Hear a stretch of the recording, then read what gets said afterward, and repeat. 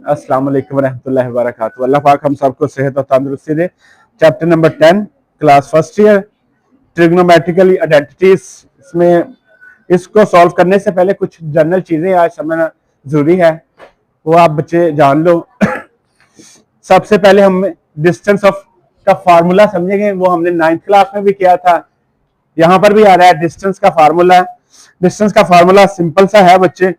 अगर दो वैल्यूज मेरे पास आ जाए तो उसको किस तरह फाइंड करूंगा बच्चे, x2 माइनस x1 इसका होल का स्क्वायर, आगे एडिशन y2 माइनस y1 इसका होल का स्क्वायर। कुछ इस तरह की कंडीशन ले लेते हैं, कुछ इस तरह भी ले लेते हैं, x1 minus x2 plus y1 minus y2। जो मर्जी कंडीशन ले ले, इसमें इशू नहीं आएगा। अब इशू क्यों नहीं आएगा, क्योंकि इसके ऊपर स्क्वायर है। स्क्वायर जो भी होगा वो वैल्यूज को क्या कर देगा, चेंज कर देगा। नेगेटिव आ भी जाए तो वो पॉजिटिव में ही रहेगी, नेगेटिव आ भी जाए तो वो किस में रहेगी बच्चों, पॉजिटिव में ही रहेगी। ठीक हो गया ना। फॉर एग्जांपल ये x1 हमारे पास आ जाता है 3, तो ये आ जाता है हमारे पास 2 यानी 5 आ जाता है। तो 3 में से 2 5 निकाले तो मेरे पास कितना रह गया, -2। तो -2 को मैं जब ओपन करूंगा तो वो फिर पॉजिटिव 4 ही बनेगा। ठीक हो गया बच्चे, क्योंकि उसके ऊपर स्क्वायर है।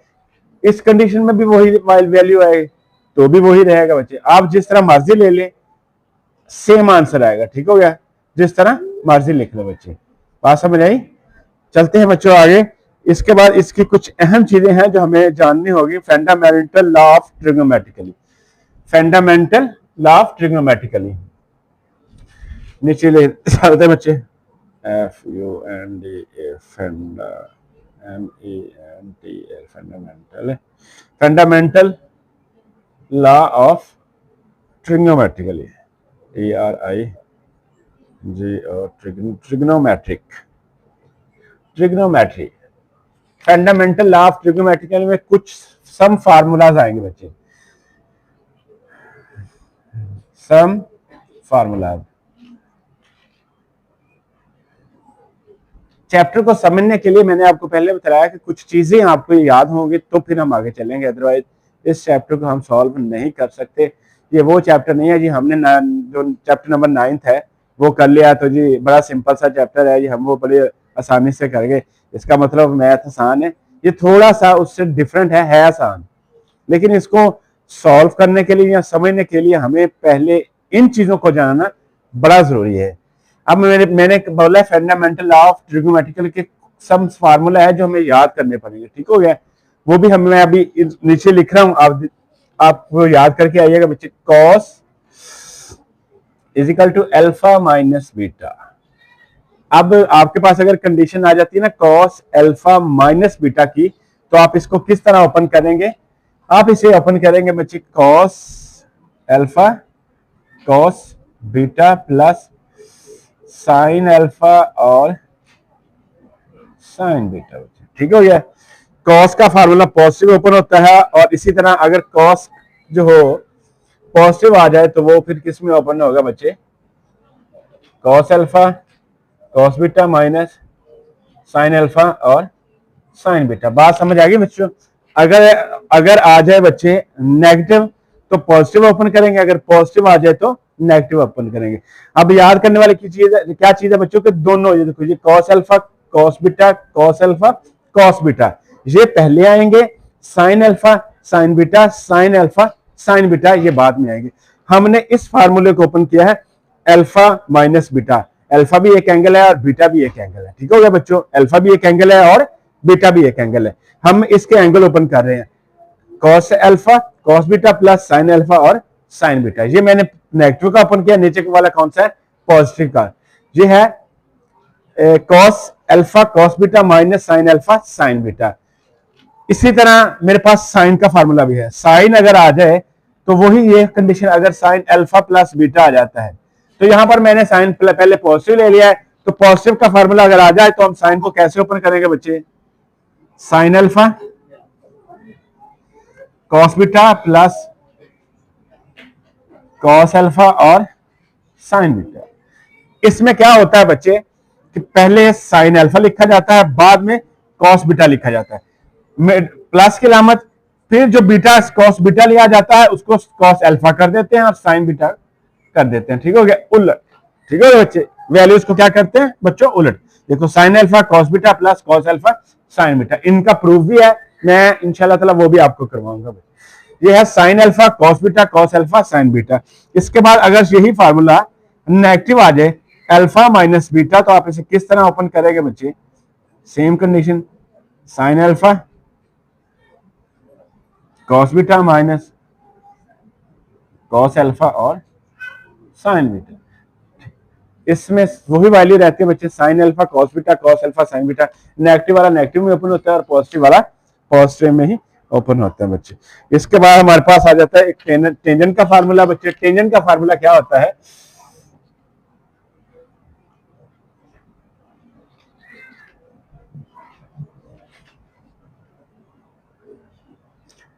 Tangent alpha plus beta. अगर आपने क्लास 9th या 10th में ट्रिग्नोमेट्रिक की है, ठीक हो गया, तो आप ये याद रखिएगा बच्चे कि साइन का जो फार्मूला है, टेन थीटा किसके इक्वल होता था, साइन ओवर कॉस। किसके इक्वल होता था बच्चे, साइन ओवर कॉस। तो ये सेम वही कंडीशन बनेगी। टेन का फार्मूला हम लिखेंगे क्या, देखिएगा बच्चे, इसका प्रूफ है, क्योंकि मैंने आपको बताया, हमने इसका प्रूफ अभी मैं नहीं करवा रहा है। इसको प्रूफ करने के लिए हमें वो साइन और कॉस की मदद लेनी पड़ेगी।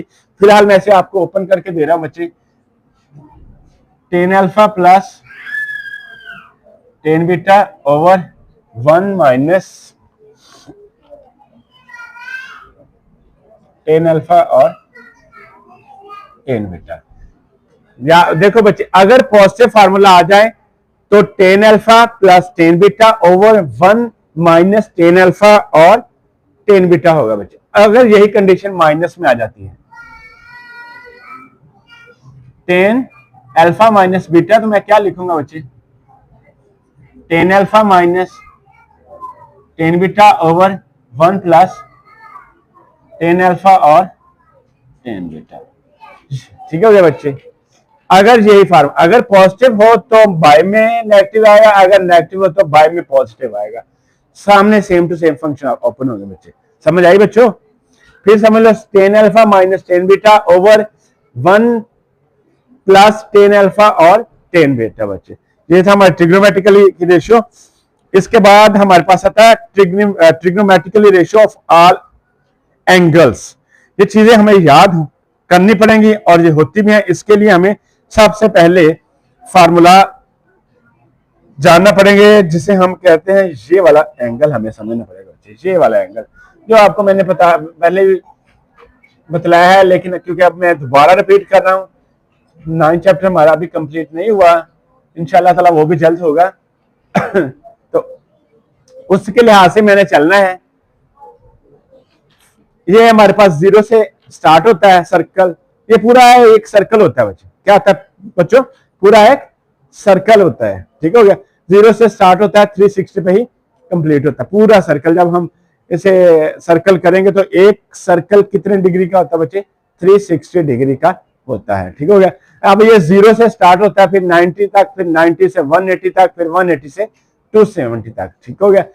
ये मैं आपको समझा रहा हूं बच्चों, अगर आपको ना समझ आए, क्योंकि एक्सरसाइज हम बड़ी सिंपली कर लेंगे, लेकिन इन चीजों को हमारा आना बड़ा जरूरी है। इस चैप्टर में अगर इन चीजों को हमने अच्छी तरह नहीं रिपीट किया, नहीं समझा, तो ये चैप्टर हमारे लिए क्रिटिकल हो जाएगा। ठीक हो गया बच्चों? मैं इसलिए दोबारा कर रहा हूं, 0 से 90, 180, 270 और 360। ये हमारे पास है बच्चे फर्स्ट क्वाड्रेटिक, ये मेरे पास है सेकंड क्वाड्रेटिक, ये मेरे पास है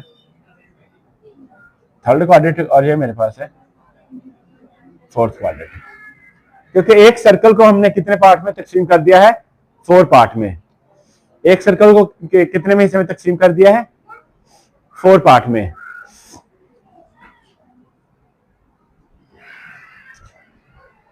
पहला क्या है बच्चे? फर्स्ट क्वाड्रेटिक, सेकंड और थर्ड और फोर्थ। मेरे पास 4 क्वाड्रेटिक होंगे। हमने, अगर आपने, या आप लोगों को याद हो कि 10th में आपने चैप्टर नंबर 7 किया होगा, जिसमें sine theta, cos theta, tan theta, हमारे पास 6 एंगल आते थे, 3 एंगल, 3 इसके रेसिप्रोकल। साइन यहां पर हम लिखेंगे ऑल पॉजिटिव। अब एंगल कौन कौन से होते हैं वो मैं नीचे यहां साइड पे लिख दूंगा, बच्चे यहां पे लिख लेते हैं, ये छोटी सी लाइन लगा के मैं यहां पे शो कर देता हूं। एक होता है साइन थीटा, फिर होता है बच्चे कॉस थीटा, फिर होता है टेन थीटा, फिर होता है कोसेकन थीटा, फिर होता है सेकन थीटा, और फिर होता है कॉट थीटा। यानी कि 6 एंगल बनते हैं हमारे पास। मैंने आपको बतलाया है जो फर्स्ट है, फर्स्ट वाला, इसमें ऑल पॉजिटिव होंगे। क्या होंगे बच्चे? All positive. अब मैं अगर ऑल पॉजिटिव से क्या मुराद ले ली सर आपने? क्या ऑल पॉजिटिव? इन एंगल में 0 से लेकर 90 तक किसी की भी वैल्यू आती है तो वो सारे पॉजिटिव शो करेगा। ठीक हो गया बच्चों? वो क्या शो करेगा? सारे ही पॉजिटिव वैल्यू शो करेगा। फॉर एग्जांपल साइन आ गया, कॉस आ गया, टेन आ गया, टेन 60 पे पॉजिटिव, सेकंड 60 पे पॉजिटिव, सेकंड 60 पे पॉजिटिव, कॉस 60 पे पॉजिटिव। अगर वो 90 से आगे बढ़ता, अगर 80 भी आ जाए तो भी पॉजिटिव है, 89 भी आ जाए तो पॉजिटिव है। अगर 90 से वो आगे बढ़ता है तो क्या होगा? 90 से आगे बन जाता है हमारे पास सेकंड क्वाड्रेंट। तो सेकंड में हमारे पास 2 साइन थीटा, और इसका रेसिप्रोकल होता है बच्चों ये, और इसका रेसिप्रोकल होता है कोसेकन थीटा। क्या होता है? कोसेकन थीटा। ये दोनों पॉजिटिव होंगे। अब मेरे पास जो बकिया 4 एंगल है वो सेकंड क्वाड्रेटिक में नेगेटिव होंगे। क्या होंगे बच्चों? नेगेटिव होंगे। उसमें चाहे कॉस आए, चाहे टेन आए, चाहे सेकंड आए, चाहे कॉट आए, वो नेगेटिव होंगे। ये दोनों पॉजिटिव शो करेगा। अब हम चलते हैं थर्ड क्वाड्रेटिक में। थर्ड में हमारे पास क्या हो गया बच्चे? टेन थीटा, और टेन का उलट क्या होता है? Cot theta. ये मेरे पास क्या होंगे बच्चे? पॉजिटिव होंगे। बकाया अब चारों एंगल नेगेटिव होंगे, क्योंकि अब ये दोनों मैंने पहले ले लिए हैं। अब मेरे पास ये और ये आ गया। अब ये बकिया फिर 4 रह गए, वो अब नेगेटिव होंगे थर्ड में। लेकिन क्वाड्रेटिक कौन सा होगा? थर्ड होगा। थर्ड में मसलन कहने का मतलब अगर साइन थीटा 180 को क्रॉस करेगा, 181 शो करता है। फॉर एग्जांपल मैं पूछता हूं साइन थीटा 181 पे क्या होता है? आपने कहा नहीं नेगेटिव होता है साइन थीटा, बस बात खत्म। क्योंकि वो 180 को क्रॉस कर गया है। 180 तक वो पॉजिटिव था, जैसे ही 180 को उसने क्रॉस किया तो वो नेगेटिव की तरफ चले गए बच्चों। इसके बाद आ गया हमारे पास लास्ट क्वाड्रेटिक, वो है कॉस थीटा, और इसका रेसिप्रोकल होता है सेकंड थीटा। ये दोनों क्या होंगे बच्चे? पॉजिटिव होंगे। क्या होंगे? ये पॉजिटिव होंगे। अब ये अगर ये वाली वैल्यूज आपको याद हो जाए ना, ये वाली, तो हमारे लिए ये मुश्किल नहीं है बच्चे। ठीक हो गया? फाइंड करना। ठीक हो गया? ये था हमारे पास बच्चे एक एंगल, पहले में ऑल पॉजिटिव, दूसरे में साइन, तीसरे में टेन, चौथे में कॉस, और इसके रेसिप्रोकल होते हैं। ट्रिग्नोमेट्रिकली रेशियो ऑफ अलाइड का एंगल जो होता है हम किस तरह फाइंड करते हैं, वो फार्मूले की मदद से भी फाइंड कर सकते हैं, लेकिन वो वैल्यूज हमने जरूर याद करनी होती है बच्चों। वैल्यूज को क्या करना होता है? हमने जरूर याद करना होता है बच्चों। अब हम चलते हैं, उसकी रेशियो समझाता हूं मैं आपको कि ये वैसे लिखा रहने देते हैं, फार्मूलों को मैं रेस कर रहा हूं, ये आप बुक से भी देख सकते हैं इंशाल्लाह ताला। अगर आप लोग साथ देंगे तो बहुत जल्दी ये कवर करेंगे।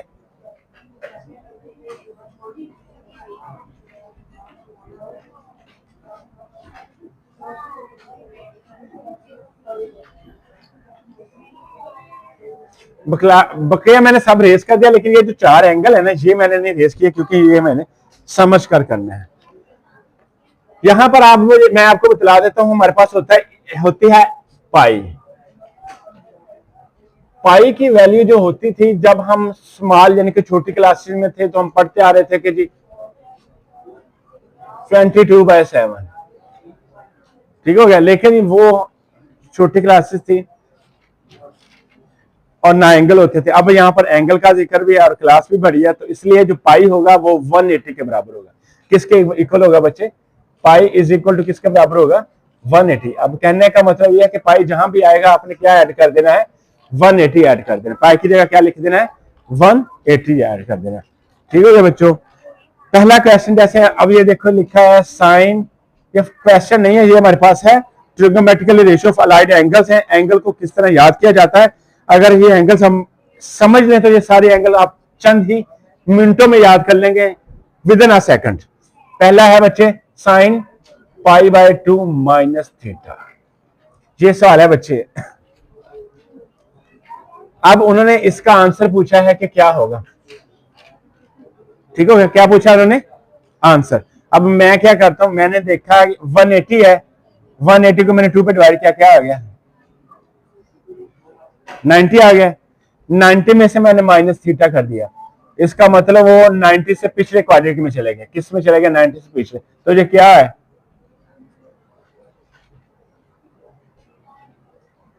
इसमें आल क्या होते हैं, आल बच्चों पॉजिटिव होते हैं, तो इसकी जो वैल्यू आएगी वो होगी पॉजिटिव। क्या होगी बच्चे, पॉजिटिव होगी। क्या होगी बच्चों, पॉजिटिव होगी। तो एक तो सबसे पहले पॉजिटिव लिखा नहीं जाता, वो मैंने लिखना भी नहीं है। अब सेकंड इसके साथ आएगा क्या, आएगा जी कॉस थीटा। क्या आएगा बच्चे, कॉस थीटा। वो कैसे आएगा, अब ये जो π/2 होता है ना, इसका एक फार्मूला है, वो आपको मैं बता देता हूँ। 0 जो होता है 0 से 90 तक मैं इग्नोर कर देता हूं। अब जो 90 होता है ना, इससे हमने डिजिट को काउंट करना शुरू करना है, इससे डिजिट को काउंट करना शुरू करना होता है। मेरे पास वैल्यू 1000 में आ जाती है, तो उसके कैसे सॉल्व करेंगे, डिजिट को काउंट करके। हम किसी भी डिजिट को 90 से मल्टीप्लाई करेंगे ना, तो फिर आगे चलेंगे बच्चे, ठीक है।